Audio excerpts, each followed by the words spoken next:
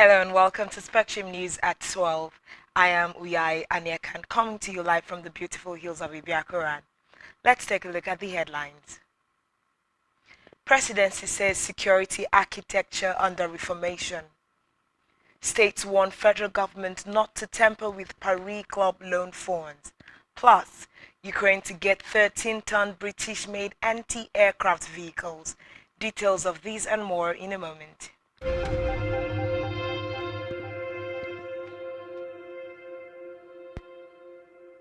We begin our news this afternoon with a report that presidency has said terrorism and banditry in Northwest will soon be a forgotten issue, adding that security architecture is under reformation. The presidency gave the assurance in a statement, pointing to the success recorded in the fight against insurgency in the Northeast. The presidency said the escalation of terrorist activities in the Northwest would also be brought under control soon.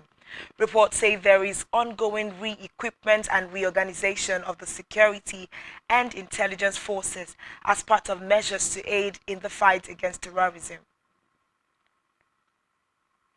Away from that, after successfully restoring life back to the National Stadium Abuja, the federal government is set to do the same for the Surulere National Stadium in Lagos. Minister of Sports Sunday Dare on Monday says the President Muhammadu Buhari's administration is committed to bringing back the lost glory of the sports arena. Dare stressed that the ongoing rehabilitation was part of his public-private partnership model on infrastructures across the country. Meanwhile, federal government has declared its interest to collaborate with non-profit organizations, state water agencies, river basins, and other stakeholders and development partners to consolidate efforts in mitigating the pressures from exploitation, contamination, and climate change on groundwater. Minister of Water Resources Suleiman Adamu made this call in Abuja.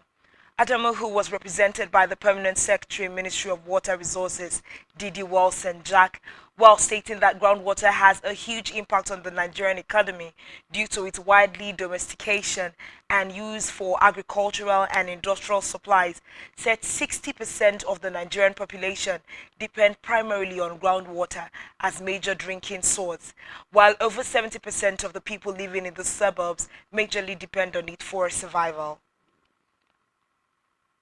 In another development, Minister of State for Petroleum Resources Timipre Sylvia has said that the federal government is due to complete the multi-billion-dollar Brass liquefied natural gas project that had been abandoned over 17 years ago. Sylvia, who spoke during an inspection of the project site in Tuan Bras, Bayelsa State, he stated that the government was looking for investors to revive the stored gas project. The minister, who inspected the Brass LNG site with the management of the Greenville LNG, an interested investor in the Brass project, said the federal government desires to complete the project because of the manifold economic benefit it would bring to the nation. Meanwhile, Nigeria Labour Congress (NLC) has urged the federal government to respect the collective bargaining agreements entered into with the Academic Staff Union of Universities (ASU) and other unions in the tertiary institutions in the country. NLC President Ayuba Waba made the call in the 2022 Easter message to workers and Nigerians. According to him, millions of Nigerians university students, especially those attending public citadels of higher learning, are celebrating Easter outside the precincts of their campuses. Waba therefore called on the federal government to honor its agreement to ensure students return to schools. In another development, Nigeria and Mauritius have retained their seat to serve for another 4 years in the UN Committee on Economic, Social and Cultural Rights (CESCR) from 2023 to 2026.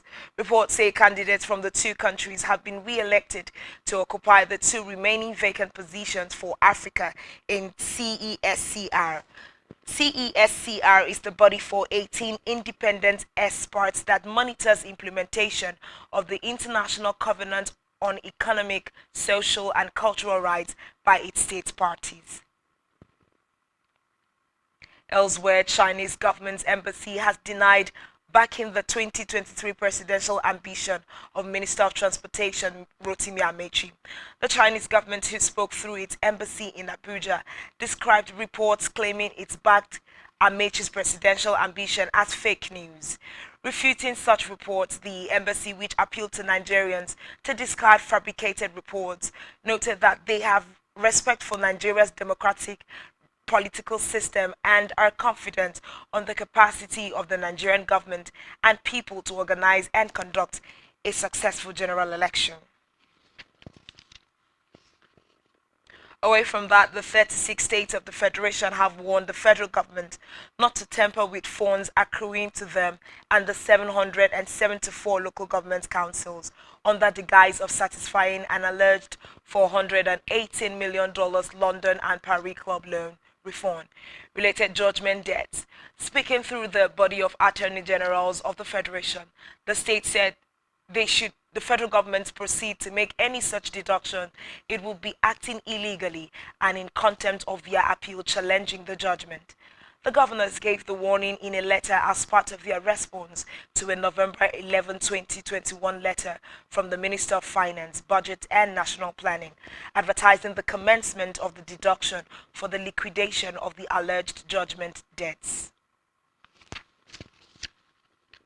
Elsewhere, the Lagos State Police Command is ready to engage the assistance of International Criminal Police Organization on investigations into alleged sexual abuse of a female student of Chrisland schools by her male colleagues.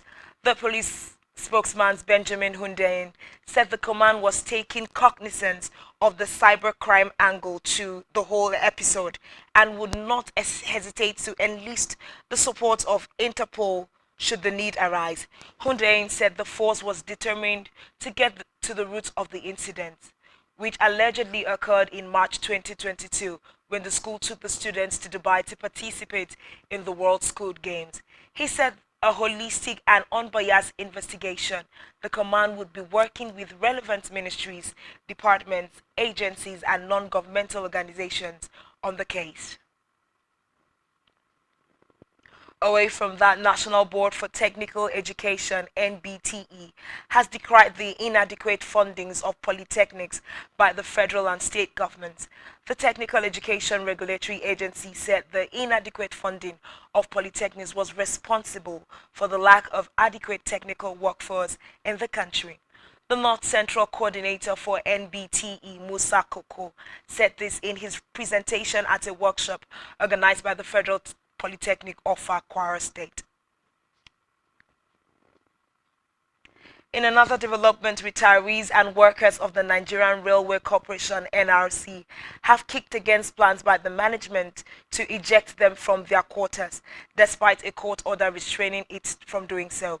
They said the management had succeeded in ejecting over 200 people from the quarters in the past, with a promise to demolish and build a new structure, but abused the process by selling the properties. The workers, who spoke with newsmen in Kano on the current attempt to eject them from the remaining 5 blocks, called on the federal government, Economic and Financial Crimes Commission (EFCC), as well as Independent Corrupt Practices and Other Related Offences Commission (ICPC), to wade in by investigating the continuous sale of their quarters. In Africa, President Cyril Ramaphosa has declared a state of national disaster in South Africa. This comes a week after terrible floods reportedly left at least 443 people dead in the Durban area of East Coast. South Africa's cabinet, in special session, decided to declare a state of national disaster. Reports say some 10,000 troops have been deployed to the affected areas to assist the overwhelmed relief effort. Still in Africa, dozens of refugees and migrants in Tunisia are demanding evacuation to other countries. The refugees, mostly survivors of illegal immigration attempts by sea to Europe, have been staging a sit-in front of the office of the United Nations High Commissioner for Refugees in the Tunisian capital, Tunis, since Saturday to complain verbal and physical abuse in Tunisia. Meanwhile, Statistics from the Tunisian Forum for Economic and Social Rights say the Tunisian Coast Guard intercepted 25,657 migrants attempting to cross the Mediterranean in 2021, almost double the number from previous years. Still to come in the news. Eagles avoid Senegal, Ghana, Egypt as AFCON draw holds. Do stay with us.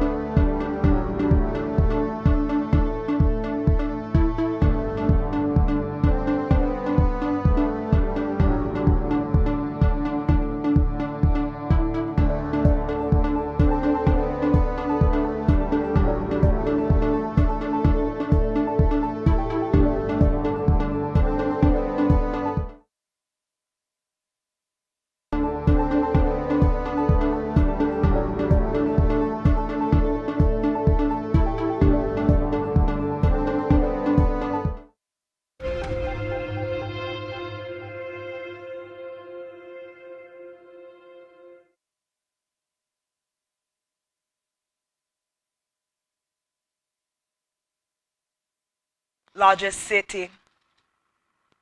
On the foreign scene, Russian shelling in Kharkiv, Ukraine's second largest city, killed 3 people on Monday. Officials said a day after the bombardment claimed 6 lives. Prosecutors said one shell fell on a children's playground and killed a man and a woman.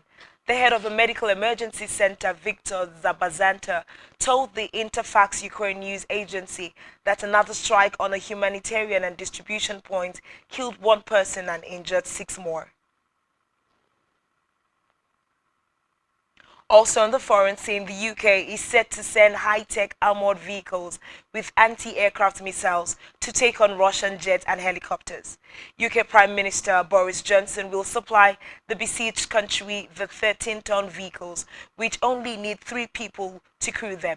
According to reports, a Ukrainian delegation was shown the weapons in action at Saliburi Plain 2 weeks ago.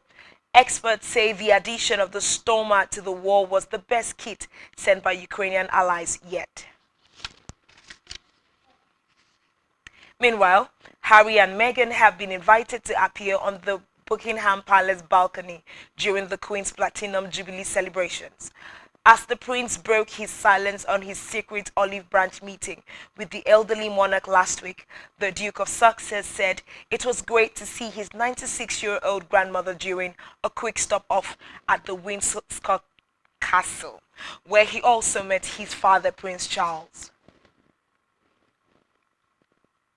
On our business news, the International Monetary Fund has warned that debt accumulated by businesses and individuals worldwide could slow economic recoveries from the pandemic crisis. It could be recalled that governments had taken exceptional measures to support their economies as COVID-19 spread 2 years ago, including rolling out debt repayment suspensions or offering large-scale loans. The Washington-based crisis lender, however, said the programs resulted in higher debt levels for some sectors, including those most disrupted by the virus, like tourism and restaurants, as well as low-income households.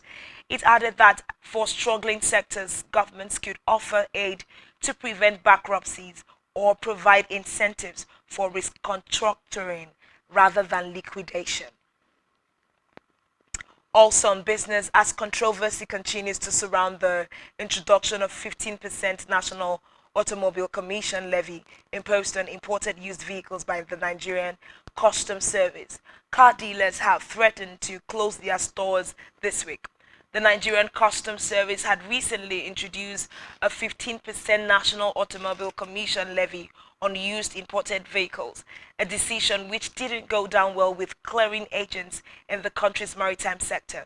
In a quick response, the service, in a statement by the National Public Relations Officer, Timi Bombodi, said the move was in compliance with the Economic Community of West Africa Common External Tariff. In health, the Nigeria Center for Disease Control said it recorded an increase in reported cases of Lassa fever in the past week across the country. The agency revealed that 24 new cases of the virus were recorded in Bauchi, Ondo, Edo, Ebonyi, Gombe, and Kogi states. The NCDC noted that 6 additional deaths were also recorded, bringing the number of deaths from the virus since the outbreak this year to 138. Reportedly, a case fatality rate of 19.3%, which is lower than the CFR in the same period in year 2021. We move on to sports, where the Super Eagles are set to discover their 2023 Africa Cup of Nations qualifying foes when the draw for the final rounds for qualification takes place in the Johannesburg, South Africa today. The West African football powerhouse, who crashed out of the 2022 AFCON in Cameroon in the round of 16 and recently missed out on featuring at the 2022 World Cup in Qatar, are seeding in pot 1 along with the 12 highest ranked African countries for the latest FIFA rankings released on March 31st. A total of 48 countries, including host Ivory Coast, are eligible to feature in the final stage of the qualifiers scheduled to begin in June across the continent. And on our entertainment news, an Egyptian court has reduced to 3 years the prison sentence of TikTok influencer Hanin Hossam for human trafficking. The 20-year-old student, who was slapped with a 10-year prison sentence in absentia in June last year, had her case returned to the court under a routine process because she was no longer in absentia. Although she can still appeal her sentence, it is, however, been reduced with a fine of almost 10,000 euros to be paid. Her lawyer, Hussein Al-Bakwa, emphasized that with 21 months already spent behind bars, his clients could consider her new sentence as acquittal. Meanwhile, in all over the past 2 years, a dozen female influencers have been arrested for indecency in the conservative country. And that's all we have for you at this time. Do ensure to follow us on social media, subscribe to our YouTube channel,